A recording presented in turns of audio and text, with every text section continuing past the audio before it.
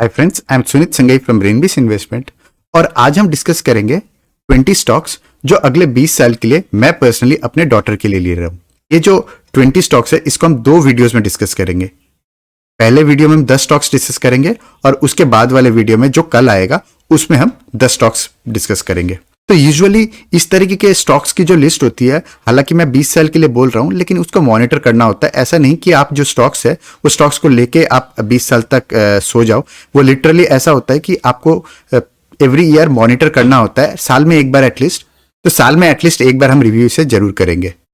तो video start करने से पहले एक डिस्क्लेमर मैं दे दूं, तो ये मेरे जितने भी वीडियोस होते हैं ये एजुकेशन पर्पस से होते हैं और यहाँ पे कोई बाई और सेल की रिकमेंडेशन नहीं है। आप अपने ड्यू डिलीजेंस करके बाई या सेल करोगे, मेरे कहने पे नहीं करोगे। पहली कंपनी की बात करें तो एशियन पेंट्स, क्योंकि Asian paints time and tested बहुत ही अच्छे तरीके से अपने आप को मैनेज कर पाई है इतने सालों से, इसलिए एशियन पेंट्स पे मुझे ज्यादा कंफर्ट आता है और ये प्राइमरी रीजन है जिसकी वजह से एशियन पेंट्स पे मैं बैंक कर रहा हूं। और एक और चीज ये भी है कि एशियन पेंट्स हालांकि इतनी बड़ी कंपनी होने के बाद भी कंटिन्यूसली इनोवेशंस कर रही है। चाहे वो आज के टाइम पे कस्टमाइज्ड डेकोरेशन की भी बात करें वॉल पेंट के अंदर, तो वो भी एशियन पेंट्स ने ले आया है। तो इसलिए मुझे काफी इनोवेटिव कंपनी भी लगती है। तो ये प्राइमरी रीजन है जिसकी वजह से पेंट इंडस्ट्री के अंदर मैं बैंक कर रहा हूं एशियन पेंट्स पे। अगली कंपनी की बात करें तो एवेन्यू सुपरमार्ट्स। तो एवेन्यू सुपरमार्ट्स जो है डीमार्ट ब्रांड का ओनर है।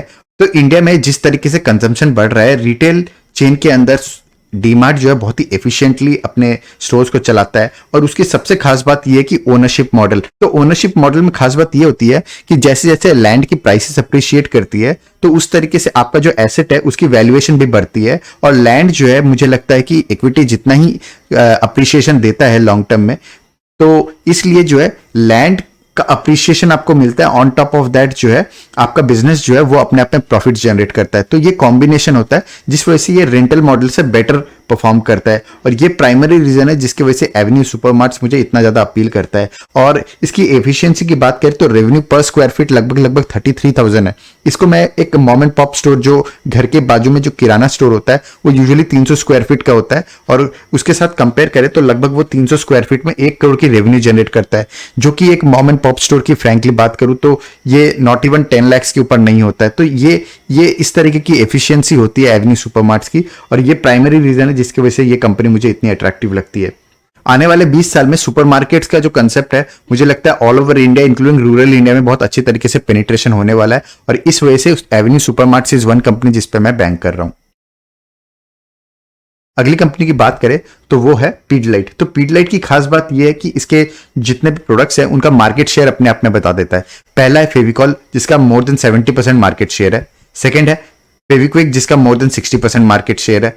थर्ड है फेविस्टिक जिसका मोर देन 70% मार्केट शेयर है और फोर्थ है डॉक्टर फिक्सिट जिसका मोर देन 50% मार्केट शेयर है और फिफ्थ है एमसीएल जिसका मोर देन 60% मार्केट शेयर है। तो इस तरीके की मोनोपोली है कंपनी की, इस तरीके के प्रोडक्ट्स हैं। और स्टील गिप की बात करें तो ऑलमोस्ट 25% का मार्केट शेयर है। तो ये जितने भी प्रोडक्ट्स हैं इनकी इतनी ज्यादा मार्केट शेयर इसीलिए है क्योंकि इनके प्रोडक्ट्स भी एक तो इनोवेटिव होते हैं, इसके अलावा इनकी जो एडवर्टाइजमेंट्स है वो बहुत ज्यादा ऑडियंस के साथ कनेक्ट कर पाती है और ये जो ब्रांड रिकॉल है इनका अमेजिंग है। और पीडिलाइट की इसलिए भी मुझे इंपॉर्टेंस अगले 20 साल ज्यादा इसलिए लगती है क्योंकि जिस तरीके से घर में रेनोवेशन हो रहा है, जिस तरीके से लोग अपने घर में इंटीरियर पे जितना ज्यादा फोकस कर रहे हैं, प्लम्बिंग बोल लो या फिर घर के अंदर स्टेशनरी आइटम बोल लो, जितनी भी चीजें हैं वो टॉप नॉच यूज करना पसंद कर रहे हैं और उसके लिए एक प्रीमियम प्राइस पे करने को भी तैयार है। पीडिलाइट के जो प्रोडक्ट्स है उनकी ब्रांड रिकॉल इतनी स्ट्रांग है कि आपके दिमाग में कोई सेकंड प्रोडक्ट सिमिलर कैटेगरी में आता ही नहीं है और ये जो सेम चीज है ये कैरी फॉरवर्ड होती है। तो इस तरीके की ब्रांड जो होती है उसको रिमूव करना बहुत मुश्किल हो जाता है क्योंकि आप सेकंड प्रोडक्ट के लिए बारे में सोचते ही नहीं।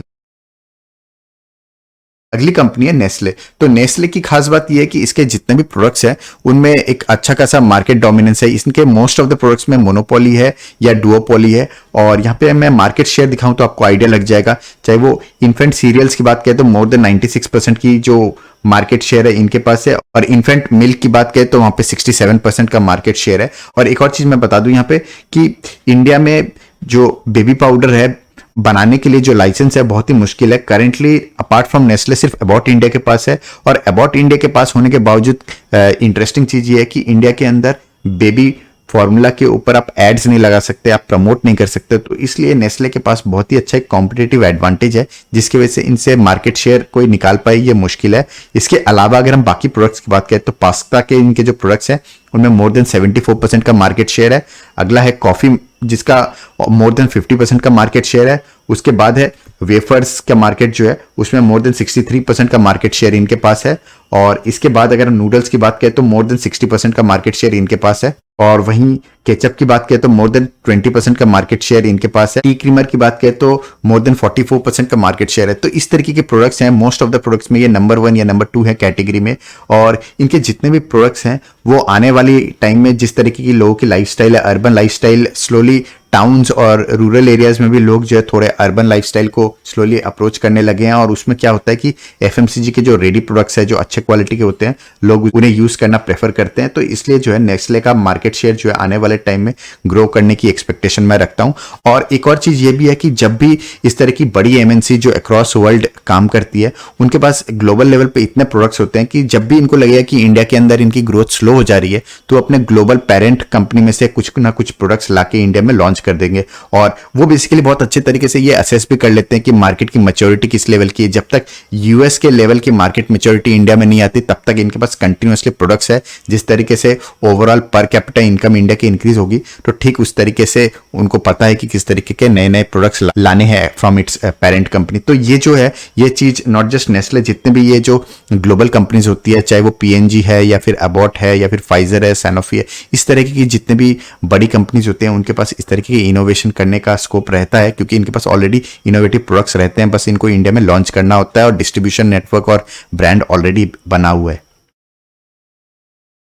अगली कंपनी की बात करें तो एमसीएक्स। तो एमसीएक्स की खास बात यह है कि ऑलरेडी डेरिवेटिव मार्केट के अंदर, कमोडिटी डेरिवेटिव मार्केट के अंदर 93% मार्केट शेयर है। और ये अमेजिंग मोनोपोली है, क्योंकि जो भी बायर्स है उनको बाई करने के लिए एमसीएक्स पे इसलिए भी आना पड़ता है क्योंकि सेलर्स यहाँ पे सबसे ज्यादा है। और क्योंकि सबसे ज्यादा सेलर्स यहाँ पे है, तो प्राइस डिस्कवरी जो है या प्राइस का जो मेच्योरिटी है यहाँ पे सबसे अच्छा होता है। और इस वजह से ज्यादा बायर्स यहाँ पे आते हैं, क्योंकि उनको लोएस्ट प्राइस जो है यहीं पे मिलती है। और क्योंकि सबसे ज्यादा बायर्स यहीं पे आते हैं, तो सेलर्स भी यहीं पे आते हैं। तो इस वजह से इनकी मोनोपोली जो है वो तोड़ना बहुत ही मुश्किल है, और ये प्राइमरी रीजन है। इसके अलावा जो है इंडिया का जो कमोडिटी डेरिवेटिव मार्केट है वो बहुत ही इमेच्योर्ड है, और आने वाले टाइम में मुझे लगता है कि अगले 10 से 20 साल जो है बहुत अच्छी रनवे फॉर ग्रोथ है। तो इसलिए ये जो सेक्टर है ये अपने आप में मुझे अपील करता है, और इस वजह से ये पर्टिकुलर कंपनी जो है ये मैं चूज किया हूं।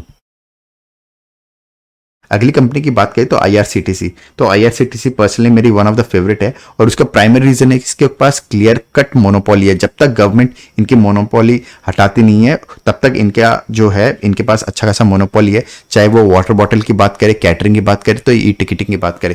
हालांकि यहाँ पे रिसेंटली हमने सुना था कि गवर्नमेंट ने एक कन्वीनियंस फी जो है आईआरसीटीसी के रेवेन्यू से हटाने की बात की थी पार्शियली, लेकिन इस तरीके की चीजें जब भी आएंगी और जब वो एक्चुअली हो जाएंगी तो उसके बाद हो सकता है कि डेफिनेटली इनका बिजनेस या इनकी रेवेन्यू घटे या इनके प्रॉफिट्स पे इंपैक्ट आए। बट जब तक गवर्नमेंट एक्चुअली ये इस तरह की स्टेप्स लेती नहीं है तब तक डेफिनेटली आपको इस कंपनी को बैंक करना चाहिए, क्योंकि इंडिया में अभी भी जो है online ticketing is very very small. Even आज के समय बात करें तो ई टिकटिंग जो है अभी भी बहुत लोग हैं जो काउंटर से जाके टिकट खरीदते हैं, तो वहाँ पे काफ़ी अच्छी स्कोप ऑफ ग्रोथ है, नंबर 1। नंबर 2 है कि कैटरिंग की जो क्वालिटी है जो इनिशियली आज से 10 साल पहले थी उससे बहुत ज़्यादा इंप्रूव हो गई है, और आने वाले टाइम में भी कैटरिंग का जो क्वालिटी है ट्रेन्स के अंदर वो इंप्रूव होने वाला है। और तीसरी चीज ये है कि ट्रेन्स के अंदर भी आने वाले टाइम में काफी इनोवेशंस हो सकती है। टूरिज्म जो है वो ट्रेन्स के थ्रू और भी ज्यादा इंप्रूव हो सकता है, नई नई ट्रेन्स आ सकती है। तो इसलिए स्कोप ऑफ ग्रोथ बहुत ज्यादा है ट्रेन्स के अंदर भी।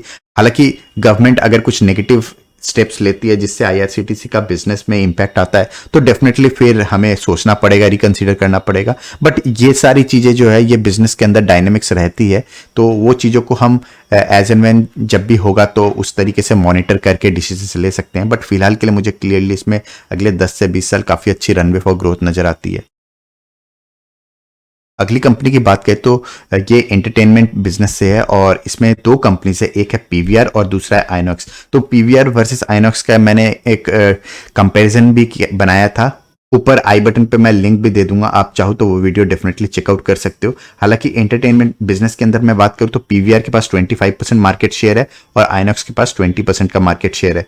तो जैसे जैसे इंडिया में लोग जो है एवरी वीकेंड आउटिंग के लिए निकलने लगे हैं। ये कल्चर जो है ये पहले सिर्फ मेट्रोज तक सीमित था, बट आज के टाइम पे बात करें तो tyre 2 cities, towns and even rural areas में भी चीज़ें ये आना स्टार्ट हो गया है। तो वीकेंड वाला जो कल्चर है ये आने वाले टाइम में और ग्रो करने वाला है, और लोग जो है इतना ज़्यादा मोबाइल पे या इवन अपने usually day to day life में इतने बिजी होते हैं कि वीकेंड पे उनको एक रिक्रिएशन के लिए या एंटरटेनमेंट के लिए एक सोर्स ऑफ प्लेस चाहिए होता है, और definitely multiplexes are the places to be in. और इसलिए मुझे आइनॉक्स और पीवीआर जैसे जगह बहुत ज़्यादा अपील करती हैं। इनका बिजनेस जो है मुझे लगता है आने वाले टाइम में और ग्रो करने वाला है। और इंडिया में यूजुअली स्पेस क्रंच इतना ज़्यादा है कि आपको टूरिस्ट प्लेसेस जो है ऑलरेडी बहुत ज़्यादा क्राउडेड रहते हैं, एंड एवरी वीकेंड आप टूरिस्ट प्लेस में जाओ ये फीजिबल नहीं होता है। ये सारे फैक्टर्स की वजह से मुझे लगता है मल्टीप्लेक्सेस का कल्चर जो है और ज़्यादा बढ़ने वाला है। हम ऑलरेडी देख सकते हैं कि काफ़ी सारे आईपीएल जो है वो आजकल बड़े स्क्रीन पे लोग देखना प्रेफर करते हैं। तो आने वाले टाइम में ये चीज़ें पीवीआर और आइनॉक्स जैसे जगह में मूव हो सकती है।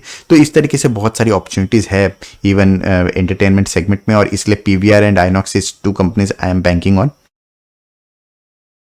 अगली कंपनी की बात करें तो टाइटन। तो टाइटन की खास बात यह है कि ये अपने आप को समय के साथ बहुत अच्छी तरीके से इवॉल्व करती है, और बियॉन्ड घड़ियां भी चीज़ें हैं। एग्जाम्पल के तौर पे तनिष्क जो वन ऑफ माय फेवरेट है, और इसके अलावा टाइटन आई प्लस है। ये जो 2 बिजनेस है ये बहुत ही अच्छा कर रहे हैं। इसके अलावा इन लोगों ने मिया जो लाया है, मी इन एक्शन, ये बेसिकली जो ऑफिस में जाने वाली गर्ल्स होती हैं उनके लिए ये ज्वेलरी बनाते हैं जो बहुत ज़्यादा हेवी नहीं होती, ऑफिस जाने के लिए एक लाइट लेवल पे ज्वेलरी होती है। तो ये अगेन जैसे जैसे मार्केट की नीड हो रही है, जैसे हम देख रहे हैं कि womens are slowly moving into offices and jobs. ज़्यादातर आजकल लेडीज़ लोग जो है वो चाहे वो जॉब करे या सेल्फ एम्प्लॉयड हो, वो ज़्यादातर लोग जो है सिर्फ किचन तक सीमित नहीं है, और इस वजह से उनके लिए ये ज्वेलरी जो है काफ़ी परफेक्टली सूट करती है। इनफैक्ट इनके मिया स्टोर्स पे मैं खुद पर्सनली गया भी हूँ, तो मुझे काफ़ी इंटरेस्टिंग लगा। और फास्ट ट्रैक की बात करें तो अगेन ये काफ़ी फंकी सनग्लासेस हो या फिर घड़ियाँ हो ये बनाते हैं। तो ये जो कुछ ब्रांड्स है ये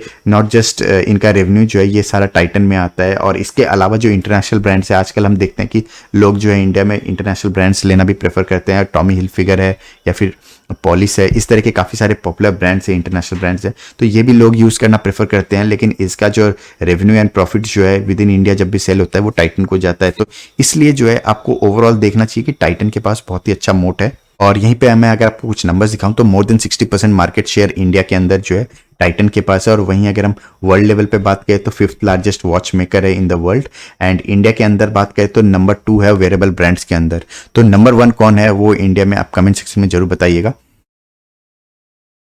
अगली कंपनी की बात करूं तो पेज इंडस्ट्रीज। तो पेज इंडस्ट्रीज जो है इंडिया में जॉकी का जो ब्रांड है उसका ओनर है विद इन इंडिया, एंड यहाँ पे अगर हम बात करें कुछ नंबर्स की तो 2.4 मिलियन स्क्वायर फीट पे ये अपने प्रोडक्ट सेल करते हैं, और 960 प्लस डिस्ट्रीब्यूटर्स है इनके पास, एंड ऑलमोस्ट 2000 सिटीज़ में ये ऑपरेट करते हैं।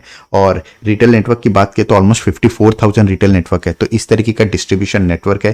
पहले ये सिर्फ इनर गारमेंट्स बनाते थे, अब स्लोली जो है ये टी शर्ट्स, पैंट्स, ट्राउजर्स इन चीज़ों में भी आ गए हैं। स्लोली ये ऑफिस वेयर भी बनाने लगे हैं। तो ये जो चीज़ें हैं ये इनमें जैसे मैंने पहले भी कहा, कोई भी एक अच्छी कंपनी जो है उनको पता होता है कि किस तरीके से नेक्स्ट लेग ऑफ ग्रोथ लानी है, और यहाँ पे जॉकी में भी मुझे सेम चीज़ नजर आती है। और आने वाले 20 साल इस तरीके से जो लोग जो है अच्छा कपड़े पहनना, अच्छी लाइफस्टाइल जीना, ये चीज़ों में खर्चा करने लगे हैं, तो उसमें आने वाले टाइम में इनके लिए ग्रोथ की कमी नहीं रहने वाली है। इट इज़ जस्ट दैट ये अपनी बैलेंस शीट को होल्ड ऑन करे, डेट बहुत ज़्यादा ना ले। तो इस तरीके से अगर ये चलाएं तो डेफिनेटली बहुत अच्छा होने वाला है। अगली कंपनी की बात करें तो इन्फोएज। तो Info Edge is one interesting company जहाँ पे इनके पास 2 सेट ऑफ बिजनेस है। एक इनके पास कैश काउ है विच इज नौकरी, एंड दूसरा है इनका दूसरे कंपनीज जिनमें इनके बहुत ज़्यादा प्रॉफिट्स नहीं आते, बट बहुत ही इंटरेस्टिंग बिजनेस है क्योंकि इनके पास बहुत बड़ा कस्टमर बेस है वहाँ पे, चाहे वो 99 एकड़ की बात करें, जीवन साथी की बात करें या शिक्षा की बात करें। और थर्ड सेट ऑफ बिजनेस जहाँ पे ये इन्वेस्ट करते हैं खुद, कंपनीज की बात करें तो जोमैटो, हैप्पीली अनमैरिड, पॉलिसी बाजार, उस्तरा, इस तरह की कंपनीज में ये इन्वेस्ट करते हैं और इनके पास स्टेक है। और ऑलरेडी हमने जोमैटो का सक्सेसफुल आईपीओ भी देखा है, और आने वाले टाइम में पॉलिसी बाजार का आईपीओ भी आने वाला है। तो इस तरीके के बिजनेस जो है उसमें इनकी इक्विटी से वैल्यू अनलॉकिंग हो सकती है। और यहीं पे अगर मैं आपको थोड़ा सा इनके नंबर्स दिखाऊं तो जीवन साथी और 99 एकड़ का बताऊं तो 99 एकड़ पे ऑलमोस्ट 40% ट्रैफिक आता है of retail real estate space, और वहीं जीवन साथी की बात करूँ तो ये नंबर 2 प्लेयर है इन मैट्रिमोनियल स्पेस। तो ये जो चीज़ें हैं ये बताती हैं किस तरीके के इनके जो ट्रैफिक जनरेट करती है, और वहाँ से इनको अच्छा खासा कस्टमर बेस मिलता है और उनको फर्दर ये क्रॉस सेल भी कर सकते हैं। तो इस तरीके के इनके कोर बिजनेस के अंदर कैश काउ मशीन है, एक नौकरी जिसमें मोर और लेस जितने भी हायरिंग होती है वो उसमें नौकरी is definitely the most desired platform. और इसके अलावा अगर हम देखें तो स्टार्टअप्स में जैसे मैंने कहा, अगर आप इन्वेस्ट करना चाहते हो तो Info Edge is the only company in listed space जिसके थ्रू आप स्टार्टअप्स में इन्वेस्ट कर सकते हो। तो ये जो 10 स्टॉक्स हमने डिस्कस किए ये आज का पार्ट 1 वीडियो में है, और पार्ट 2 में हम डिस्कस करेंगे रिमेनिंग 10 स्टॉक्स, तो वो वीडियो आपको कल मिलेगा। तो अगर आप चाहते हो कोई पर्टिकुलर टॉपिक मैं कवर करूं अपने चैनल पे तो कमेंट सेक्शन में जरूर बताइएगा। That's all, thank you. तो यहाँ पे मैं एक डिस्क्लेमर दे दूं, तो ये कोई बाई और सेल की रिकमेंडेशन नहीं है, ये बेसिकली लर्निंग पर्पज से वीडियो बनाई गई है ताकि आप ये सीख सको कि एनालिसिस किस तरीके से करना चाहिए और किस तरीके से हमें अपने इन्वेस्टमेंट्स को देखना चाहिए। और अगर आपको यूजफुल लगे तो हमारा टेलीग्राम चैनल है रेनबेस इन्वेस्टमेंट, जिसको आप सर्च करके ज्वाइन कर सकते हो। That's all for today, thank you.